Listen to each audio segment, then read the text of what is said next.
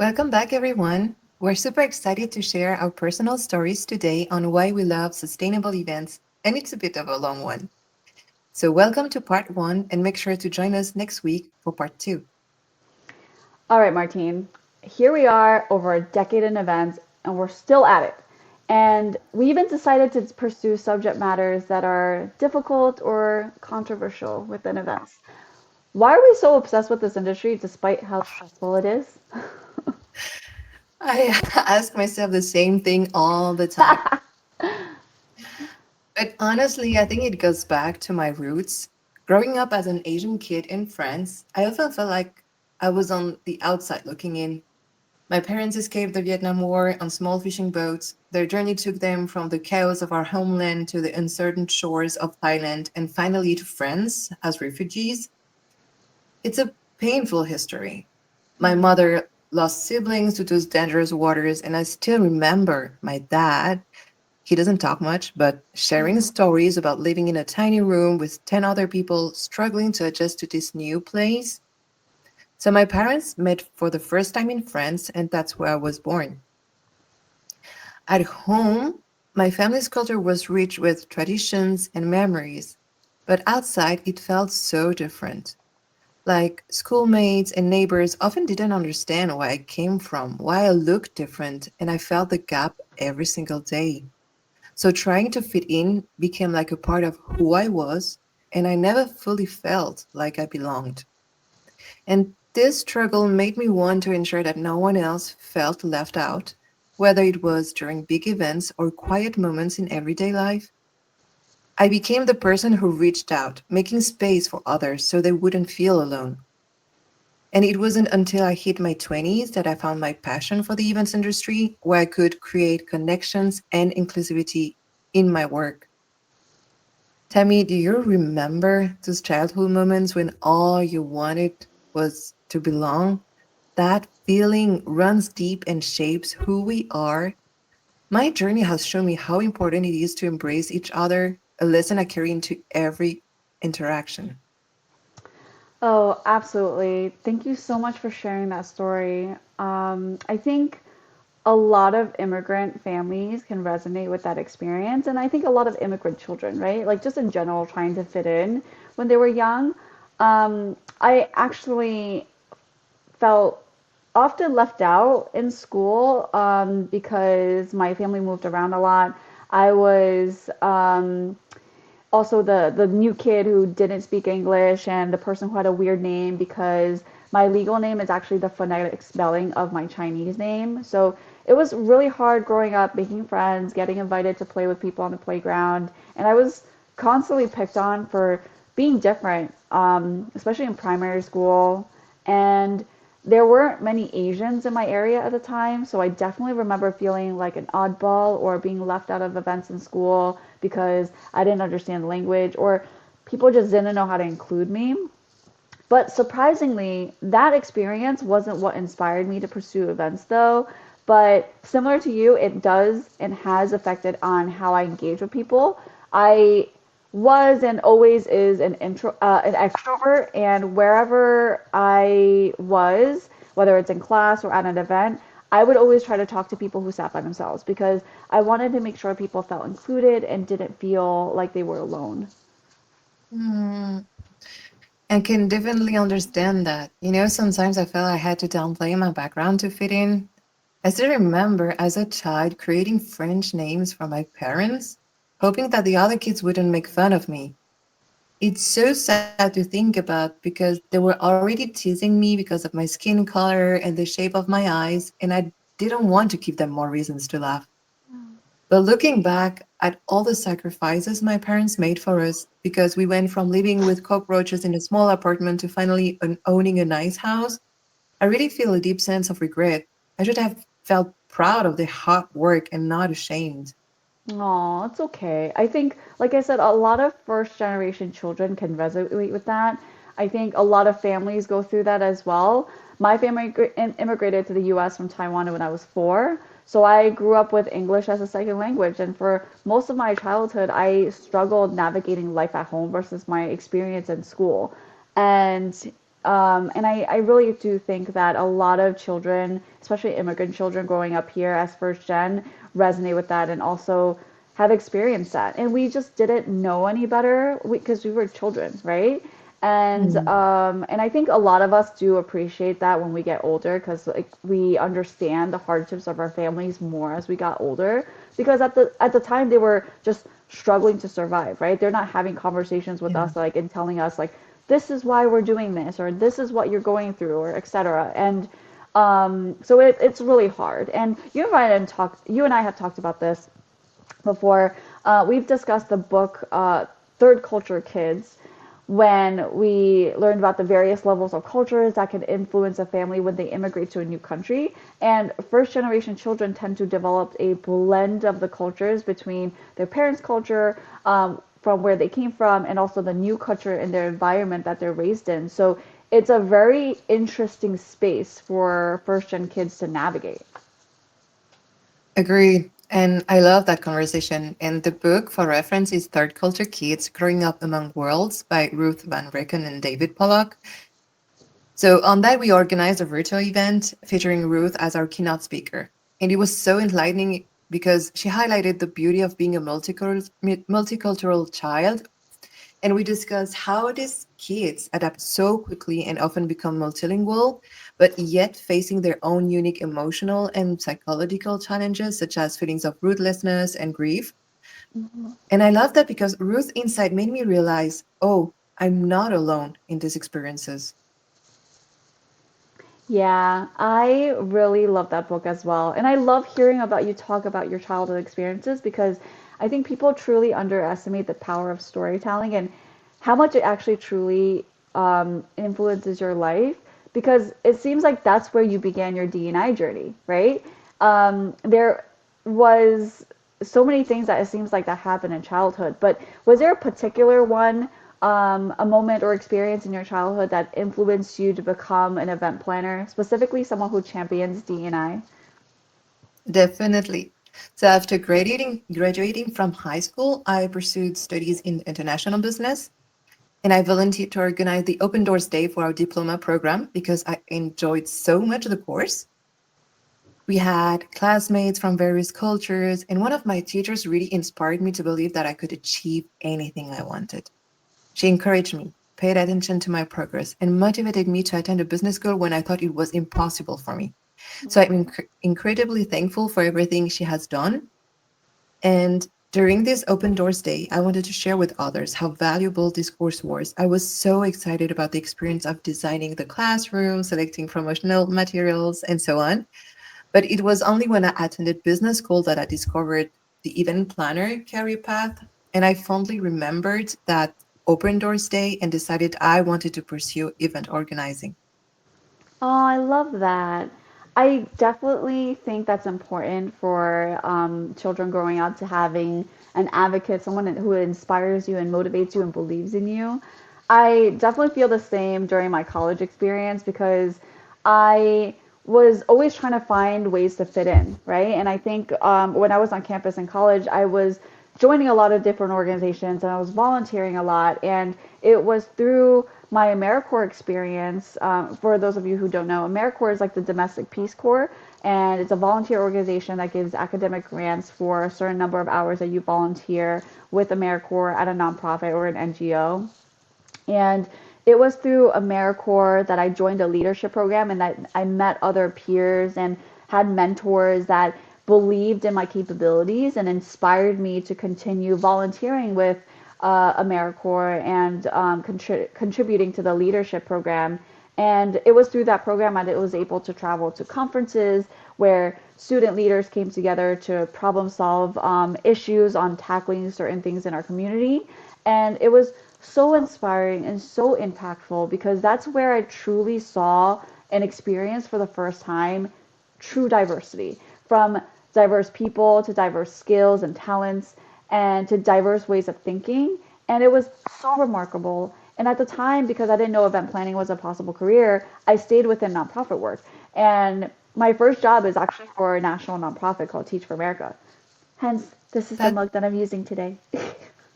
this is so cute.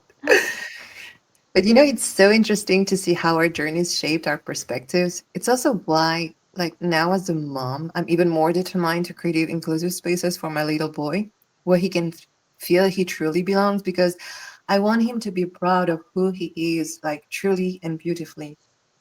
My husband is Argentina and we met in Buenos Aires. So our son embodies a blend of Argentina, France, and Vietnam. Since his birth, I've spoken to him in French, and his first words were in that language. But when he started school, the teacher suggested I speak only Spanish with him because they said, "Oh, he cannot speak. He speak like badly Spanish." But I Mm. said, "No, I don't want to do that because I truly believe in nurturing his multicultural identity during these formative years when children are like sponges, absorbing absolutely everything around them. And this is true also that multilingual children may take a bit longer to speak, but ultimately they'll express themselves as anyone else, but in various languages, which is a wonderful gift I couldn't take away from him. So there's also one another thing is when we moved to Spain, so from Argentina to Spain, some kids teased him for his Argentinian Spanish accent because yes, the pronunciation is different, but it's Mm. still Spanish. So I made it like a point to talk with him about his unique background and encourage him to take pride in who he is rather than just letting others' opinions affect him.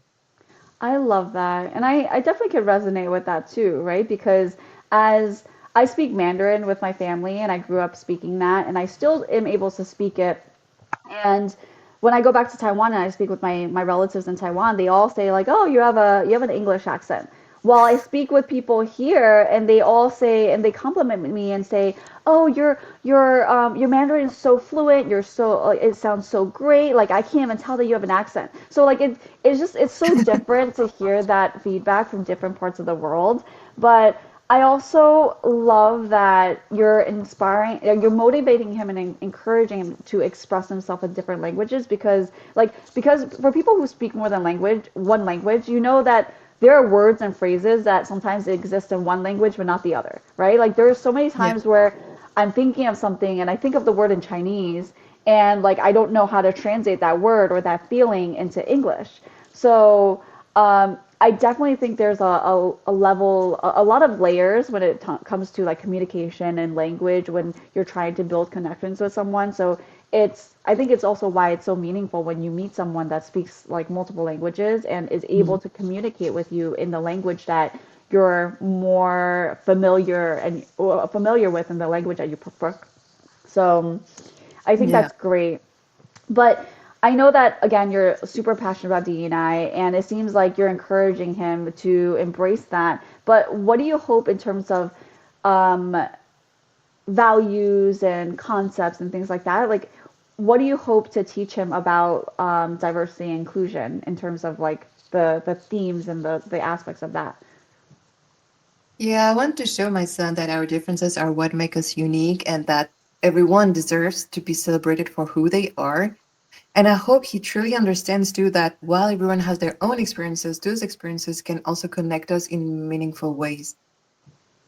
Let's look at us like two friends from different continents, each with distinct backgrounds and cultures, and yet we formed a strong bond through our shared passions and similar experience. And this shows that diversity enriches our lives and help us build authentic connections with others.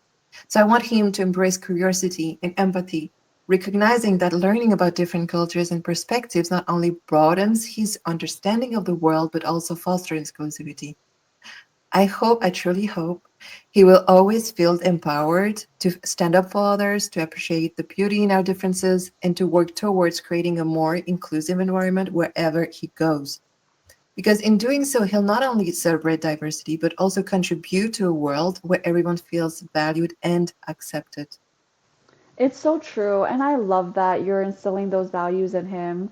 And I think it's really important being a multicultural kid, and I hope he feels empowered to do so. And I also feel so honored and so grateful to be sharing this experience with you. I love that we're such good friends, and the fact that we've never met each other in person is just like so Crazy. crazy to me. Yeah. But I always thought, honestly, the reason why we got along so well was because like we're like-minded people, and then we have similar working styles, and that you're also passionate about events. But now actually hearing what you just said makes me realize that it's so much deeper than that. And like what I mentioned about, our like-mindedness and etc. is just the surface of the iceberg. For everyone who knows the iceberg analogy, right? Like the tip of the iceberg, the small part above the water is like usually small, and then underneath the water is where most of the mass is. But anyway, when I dig deeper into all that I'm learning about you right now, and I realize that we're such good friends because of our childhood experiences shaping our values and our passion. And it's our shared values that creates this strong, healthy connection that we have. And I think it's important for relationships amongst people. And I think that's why, again, diversity in D&I matters, right? I think I'm also really glad that we're taking this passion and putting it into our channel, because it's like we're creating a ripple effect, spreading our values and experiences globally to connect and inspire others who may also share our passion. I completely agree. And I feel so grateful to have you as a friend because, yeah, you're right. We have similar passions and working styles. What really stands out to me is different, is how you've always been there for me because you always supported me, you always encouraged me, and it meant the world to me, especially during challenging times. Because, you know, I admire your ability to lift others up and your genuine kindness. It's so rare to find someone who not only shares your interests, but also brings such warmth and positivity into every interactions. So our friendship goes beyond just our shared values. For me, it's built on a foundation of trust and mutual respect. So I'm excited that we're channeling our passion into something meaningful together. And it feels so great to know that as we share experiences, we're creating a positive impact and inspiring others along the way. I do truly believe that our backgrounds enrich what we do. That's so sweet. Thank you so much for those kind words. And honestly, like, that's what friends are for, right? Like, supporting each other regardless of what happens. And you've always been there for me as well. So I am so grateful for you. And I'm super happy that we've been able to foster a friendship. And through this conversation, I'm learning so much more about you. So, like, we're just deepening our connection with each other. Again, despite the Mhm. fact that we do this virtually and able to build such like rich conversations with each other. And I guess you just have to love the power of technology nowadays. Oh, yes. Yeah, I do. I do. I truly do. So tell me, Tammy, why do sustainable events mean so much to you? Well, for me, I think it's a bit unique. Sustainability for me is a value and a way of life, while events are my passion. There is actually a difference amongst those things, even though people often use those terms interchangeably. That's true. Let's take a quick moment to expand on that here. So, passion is individual and often can change over time. Values are shared, deeply rooted beliefs that evolve slowly, and a way of life is the collective embodiment of values through everyday living. Yep. Thanks for that, Martine. I have a deep respect for life, and I value whatever that looks like for every living thing, whether it's a person, a fish, or a tree. And I think part of this stems from the Buddhist teachings in my childhood. When my family first immigrated to the US, we actually followed Buddhism because that was a community that allowed my family to stay closer to their roots in terms of language and food and also culture. And wow, I actually haven't thought about that in a really long time. Oh, I love that. My family is also Buddhist, so Oh, that that's so wonderful that this is helping you reflect on your roots. Like with this chat, I feel we're learning so much from each other. Oh, yes. I didn't know that your family was Buddhist either. I don't think we've ever Mhm. talked about religion on our chats or just in general having conversations with each other. But anyway, to answer your question, the pinnacle moment for me was in 2007. I was in high school at the time, and my father actually started a business venture to import sustainable bamboo packaging for food from Taiwan. And at the time, I remember distinctly that he had said to me that plastic is toxic for humans and we need to stop relying on it, and that it's harmful to the environment as well. And I don't know why it just stuck out to me. Maybe it's because he felt so strongly about it that he was willing to start a business venture all around it to avoid plastic. And he often reminded us that we needed to be mindful of our planet and how we take care of it. And he was also a foodie, and he was a great cook, which I was very fortunate. And he was always very conscious about wasting food. And so I think my father was definitely a big influence in my life and why I value sustainability so much. And as I got older, I found more and more ways to instill that value into everything I do, from volunteering with nonprofits to give back to community to planning sustain events. Um, so, with that said, I'm thinking a lot about what you shared as well. And what about you, Martine? What inspires you to stay committed to sustainable events? Mm. I love all the stories you shared about your father. Uh, I want to learn more in another conversation. Yeah. Um, so I resonate the most with social goals, as you could see, under the SDGs, because those goals are specific to DI, because my story has shaped my understanding of why inclusive but also sustainable events are so crucial. And becoming a mom reinforced that. I began to see like the damage on our planet, our people, and how important it is to consider the legacy we're leaving for future generations. And it's so alarming to think about about the impact if we don't take action now.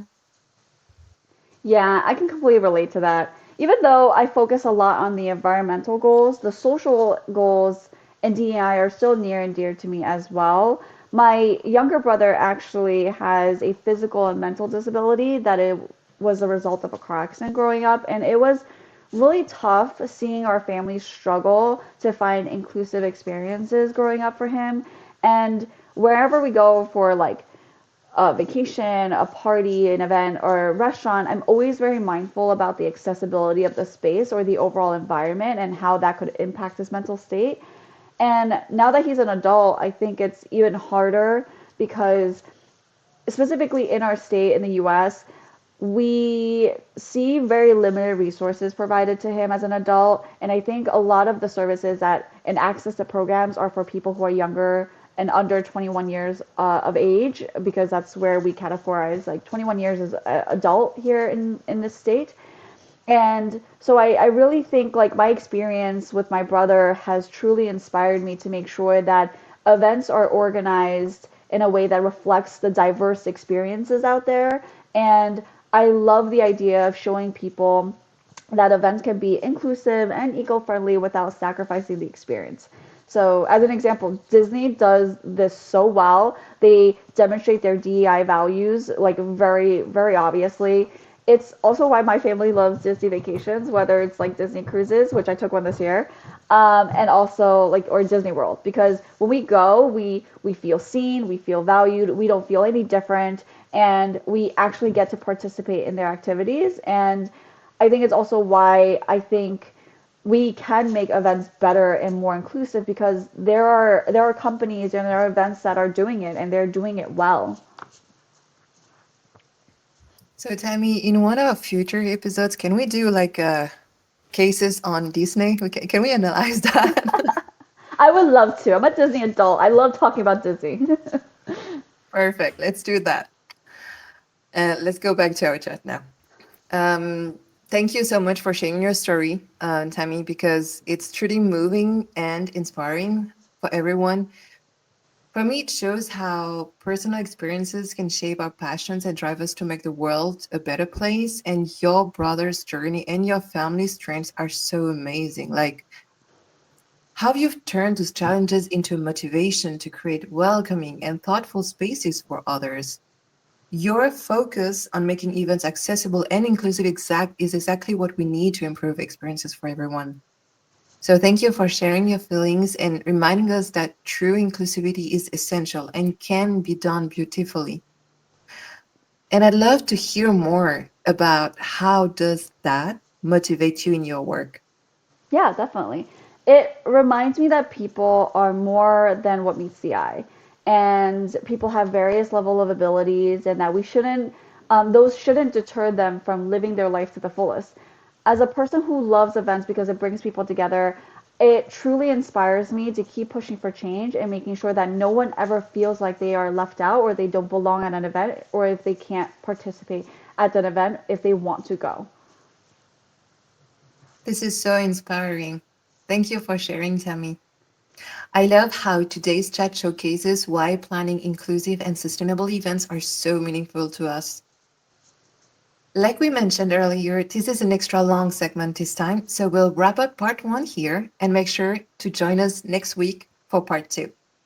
Thanks, Martine. Thanks, everyone. See you next week. Bye.